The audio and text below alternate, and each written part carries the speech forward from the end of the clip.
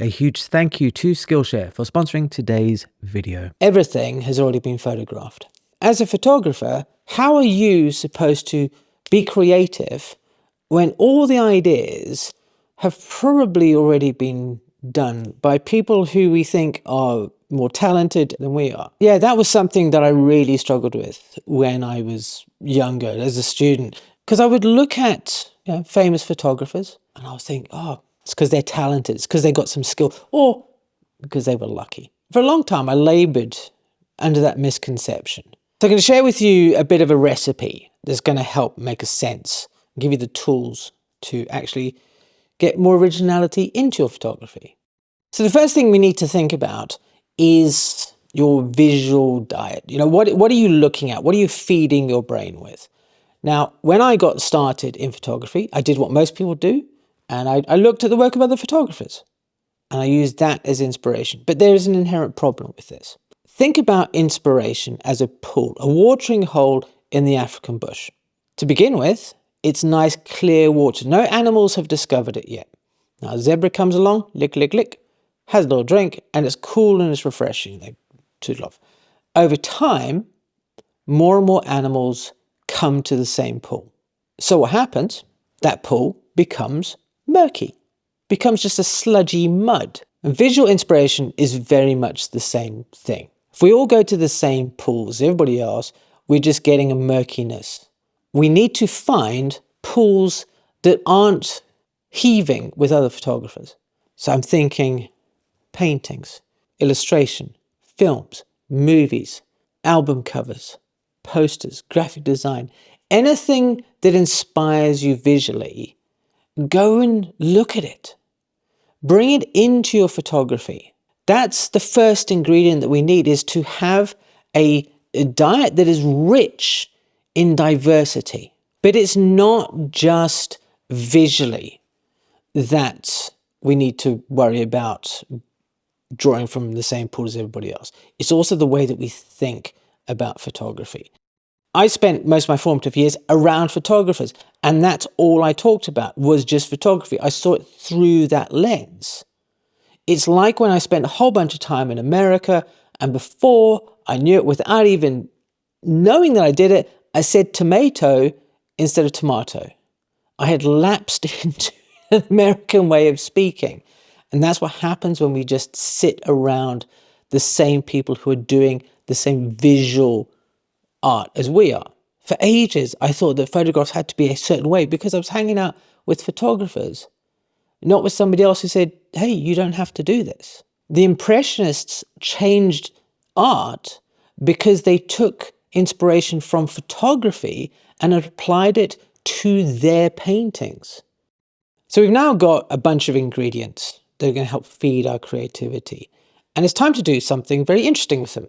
And that is to just leave them. Don't do anything with them. So I'm in my kitchen, and last night I made a chili. It was pretty cool. But the chili that I had today, that had time to marinate and just, and all the flavors mixed together, was a lot better. And that's what we're going to do with all this inspiration that you have. We're not going to think about it. We're going to switch off our minds. We're going to spend some time by ourselves. So I love to walk. I love to be by myself. I love to have alone time, going off in the woods. And that's where we start to let this blending of these ideas take place. It's just allowing all this stuff to bubble up to the surface, to be mixed together in a way that resonates with us. It's a crazy, easy thing that anybody can do. Stop looking at your phone. Stop looking at the TV. Don't be mindlessly scrolling on Instagram.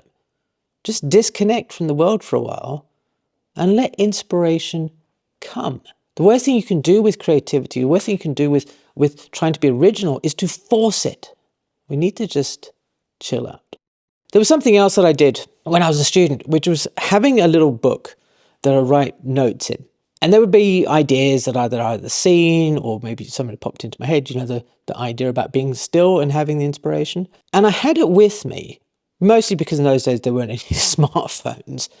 But also if I was on a shoot somewhere and it was all going pretty cool and I felt like I was in the groove, but then all of a sudden, bang, you hit up against a brick wall You feel like, oh, I don't know what to shoot anymore. I'm stuck.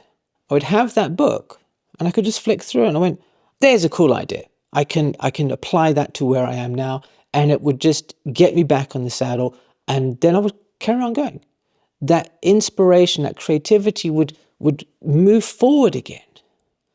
So this is what all the great photographers are doing. They understand these processes. They understand that it's not just, airy-fairy stuff that just comes down like pixie dust. It's a set of recipes that they've put together over time to allow them to have things to draw on that makes the process so much easier. Now, something else that I'd never really considered as a source of inspiration until I went to IKEA in Milton Keynes, about 5-6 years ago, is my own personal experiences. So I grew up in South Africa, but originally I'm from the UK, and we lived in a small village near Milton Keynes back when it was just a new town. So there's these giant, big warehouses, lots of modernist kind of looking buildings.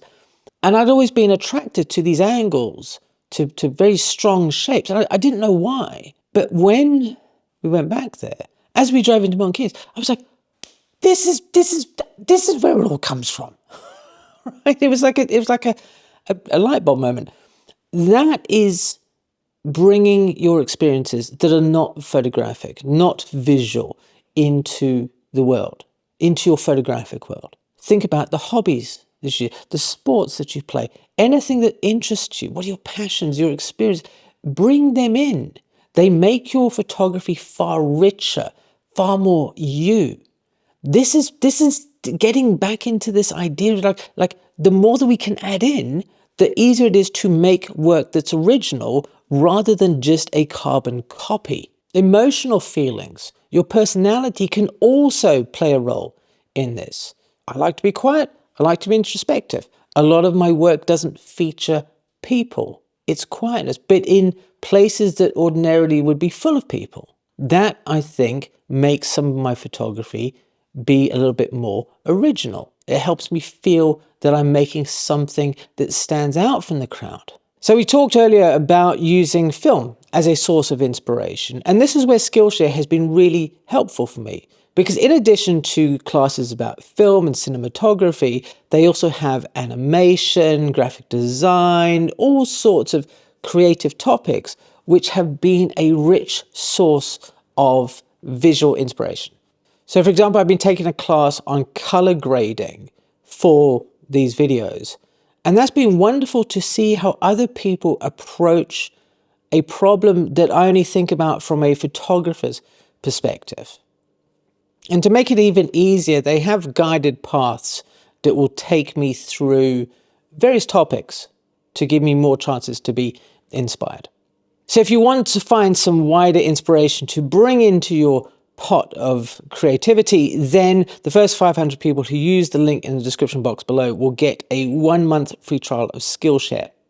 But there's one more thing that I hope you figured out already as we go through this, but I'm going to share it for those of you who haven't caught up. The biggest thing that you can do, the best thing that helped me to have some originality in my work, was to absolutely stop trying to think in terms of originality. Soon as I started grabbing for the originalness, it just slipped through my fingers. It was just gone.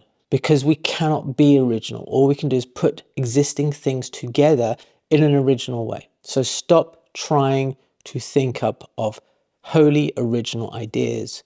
Just pick inspiration from wherever you can find it, let it marinate in your brain, make some notes so you've got something to refer back to, and bring in those personal ideas, your interests, bit of you into the photographs, and then your work will be original because it will be yours. Nobody else can make your photographs. Let me know in the comments what you got some thoughts about how you can find originality or places to get inspiration from where other photographers may not be looking. Thanks ever so much for watching, and I'll see you again soon.